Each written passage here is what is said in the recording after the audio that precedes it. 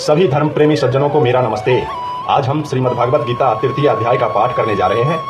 इससे पहले के भाग में हमने तृतीय अध्याय का एक भाग प्रस्तुत कर चुका हूं, जिसमें श्लोक संख्या 1 से 23 तक प्रस्तुत किया गया है। अब श्लोक संख्या 23 से आगे आज हम प्रस्तुत करने जा रहे हैं। श्रीमद् भागवत गीता का तृतीय अध्याय कर्मयोग पर आधारित है। कर्मयोग अर्थात भगवान श्री कृष्ण ने कर्म को योग की उपाधि दिया है। कर्म भी एक योग है और उस योग के माध्यम से भी मोक्ष की प्राप्ति संभव है। तो आइए देखते हैं इस अध्याय में कर्म योग के माध्यम से क्या क्या हमें आदेश भगवान के द्वारा मिला है, उस पर आज जरा प्रकाश डालने का प्रयास करते हैं। तो शुरुआत करते हैं श्रीमद् भागवत गीता तृतीय अध्याय श्लोक संख्या 24 से। तो सुनने का प्रयास करेंगे। ओम नमो परमात्मने नमः। उत्सीदेयुरिमे लोकानः कुर्या कर्म चेदहं शंकरस्य च कर्ता स्यामुपहन्यामिमाः प्रजाः। अर्थात इसलिए यदि मैं कर्म न करूं तो ये सब मनुष्य नष्ट भ्रष्ट हो जाएं और मैं संकर्ता को करने वाला हूं तथा इस समस्त प्रजा को नष्ट करने वाला बनूं। यह बात भगवान श्री कृष्ण अर्जुन से कह रहे हैं, अर्जुन को समझा रहे हैं। सक्ताः कर्मण्य विद्वांसो यथा कुर्वन्ति भारत कुर्याद्विदायस्थान् सक्ता चित्तकीर्षिकुलो संग्रहम्। हे भारत, कर्म में आसक्त हुए अज्ञानी जन जिस प्रकार कर्म करते हैं, आसक्ति रहित विद्वान भी लोक संग्रह करना चाहता हुआ उसी प्रकार कर्म करें। न बुद्धिभेदं जनयेद ज्ञानाम कर्म संगिनाम जोषयेत सर्वकर्माणि विद्वान्न योक्तः समाचरन्। परमात्मा के स्वरूप में अटल स्थित हुए ज्ञानी पुरुष को चाहिए कि वह शास्त्र विहित कर्मों में आसक्ति वाले अज्ञानियों की बुद्धि में भ्रम अर्थात कर्मों में अश्रद्धा उत्पन्न न करे, किंतु स्वयं शास्त्र विहित सम्मत कर्म भली भांति करता हुआ उनसे भी वैसे ही करवाए। अर्थात शास्त्र के अनुसार ही जो कर्म है वे करने चाहिए और शास्त्र के अनुसार अगर आप कर्म करते हैं तो वह कर्म योग बन जाता है और उसी योग से मोक्ष की प्राप्ति होती है। अगला श्लोक है प्रकृतेः क्रियामानानि गुणैः कर्मणि वर्षः अहंकार विमूढ़ात्मा कर्ताहमिति मन्यते। वास्तव में संपूर्ण कर्म सब प्रकार से प्रकृति के गुणों द्वारा किए जाते हैं, तो भी जिसका अंतःकरण अहंकार से मोहित हो रहा है, ऐसा अज्ञानी मैं करता हूँ ऐसा मानता है, अपितु ऐसा नहीं मानना चाहिए। तत्त्ववित्तु महाबाहो गुण कर्म विभागयोः गुणा गुणेषु वर्तन्ता इति मत्वा न सज्जते। परंतु हे महाबाहो, गुण विभाग और कर्म विभाग के तत्व को जानने वाला ज्ञान योगी संपूर्ण गुण ही गुणों में बरत रहे हैं, ऐसा समझकर उनमें आसक्त नहीं होता। प्राकृते गुण सम्मूढ़ा सज्जन्नते गुण कर्मसु तान कृत शास्त्रविदो मंदान कृत शास्त्रविन विचालयेत। अर्थात प्रकृति के गुणों से अत्यंत मोहित हुए मनुष्य गुणों में और कर्मों में आसक्त रहते हैं। उन पूर्णतया न समझने वाले मंद बुद्धि अज्ञानियों को पूर्णतया जानने वाला ज्ञानी विचलित न करे। मयि सर्वाणि कर्माणि सन्न्यस्याध्यात्म चेतसा निराशीर्निर्ममो भूत्वा युद्धयस्व विगतज्वरा। मुझ अंतर्यामी परमात्मा में लगे हुए चित्त द्वारा संपूर्ण कर्मों को मुझ में अर्पण करके आशा रहित, ममता रहित और संताप रहित होकर युद्ध कर।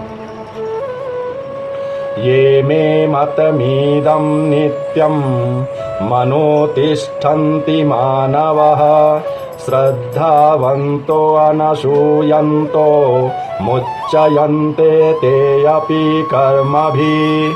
अर्थात जो कोई मनुष्य दोष दृष्टि से रहित और श्रद्धा युक्त होकर मेरे इस मत का सदा अनुसरण करते हैं, वे भी संपूर्ण कर्मों से छूट जाते हैं।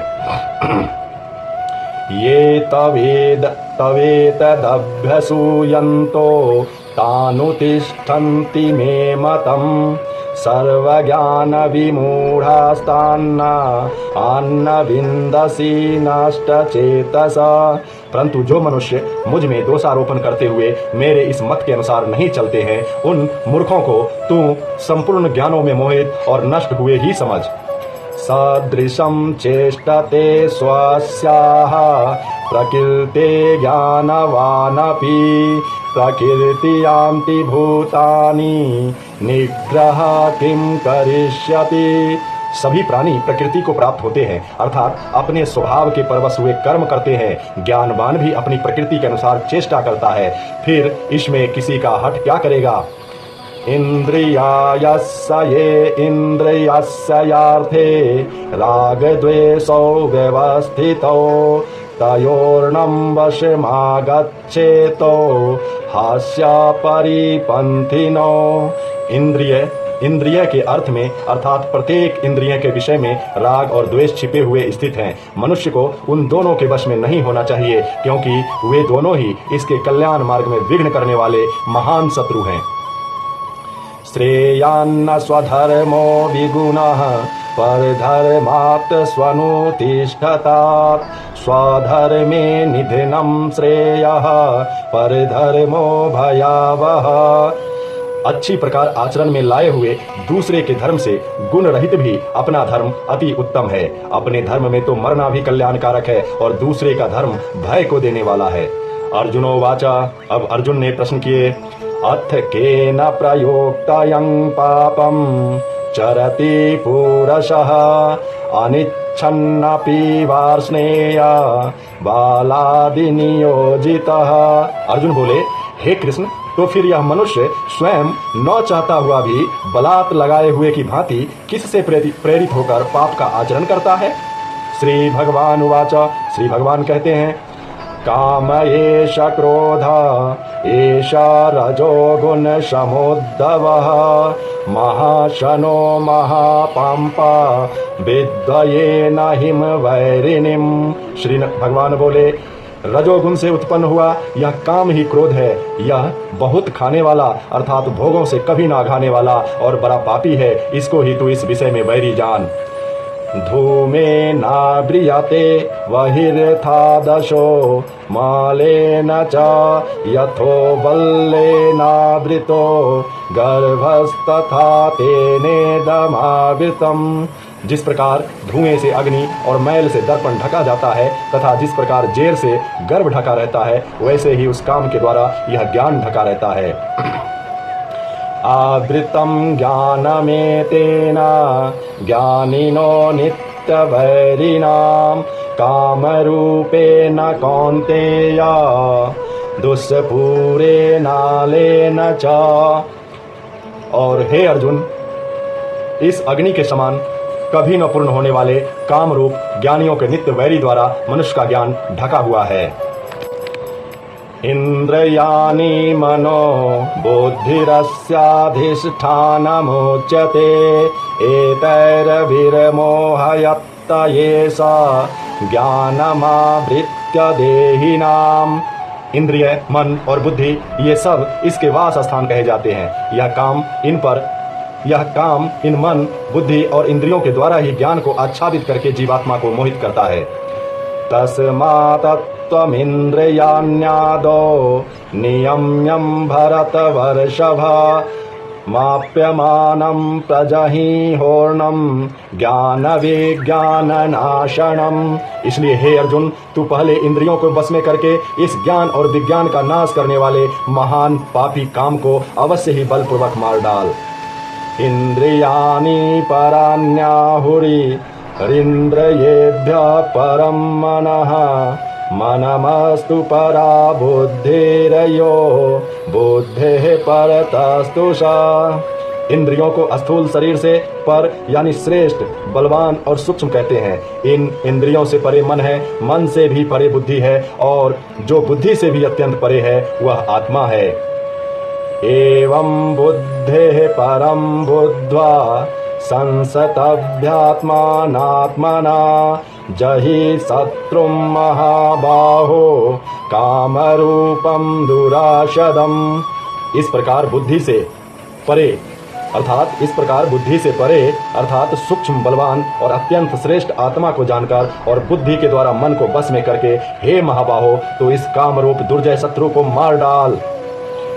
ओम तत् श्रीदीति श्रीमद्भागवत गीता सूक्तनिषु ब्रह्म विद्यायाम योग शास्त्रे श्रीकृष्ण अर्जुन संवादे कर्मयोगो नाम तृतीयो अध्यायः। अर्थात तीसरा अध्याय समाप्त हुआ। मेरे सज्जन प्रेमियों, धर्म प्रेमियों, इतना उच्च कोटि का ज्ञान आज से लगभग 5000 वर्ष पूर्व श्री कृष्ण ने अर्जुन को युद्ध भूमि में सुनाया था। और इस परम ज्ञान को सुनकर अर्जुन के शिथिल पड़े शरीर में एक वेग सी दौड़ गई। एक बातों में, उनके शब्दों से उनके बुद्धि में ऐसी प्रेरणा उत्पन्न हुई कि अर्जुन गांडीव उठाकर युद्ध करने के लिए तत्पर हो गया। तो ऐसे महान उपदेशों को हम अपने जीवन में अगर धारण करते हैं, इन श्रीमद् भागवत गीता में कहे हुए वाणी को अपने जीवन में धारते हैं, उस वाणी के अनुसार हम चलते हैं, तो हमारा जीवन भी सफल हो सकता है। हम भी जीवन में कभी किसी भी प्रकार के किसी शत्रु से पराजय नहीं हो सकते। हर शत्रु पर विजय पा सकते हैं, बशर्ते सत्य के साथ, शास्त्र के साथ, शास्त्र विहित कर्मों को करते हुए अगर हम इन उपदेशों को जीवन में धारण करते हैं तो अपने जीवन की सभी कठिनाइयों को जीत सकते हैं, सभी कठिनाइयों पर विजय पा सकते हैं। इसलिए यह श्रीमद् भागवत गीता का अद्भुत ज्ञान अवश्य अपने जीवन में धारण करें तथा इस ज्ञान को अगर सक्षम है तो समाज में प्रचार प्रसार भी करें, इससे भी बहुत बड़ा लाभ मिलता है।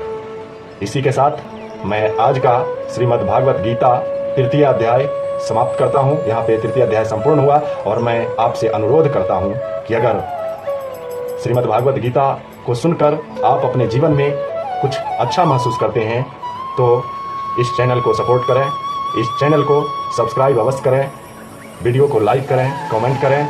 इसी के साथ मिलते हैं अगले वीडियो में, अगले एपिसोड के साथ। चतुर्थ अध्याय पढ़ेंगे आगे और फिर उस अध्याय में आप सभी दर्शकों से हमारी मुलाकात होगी।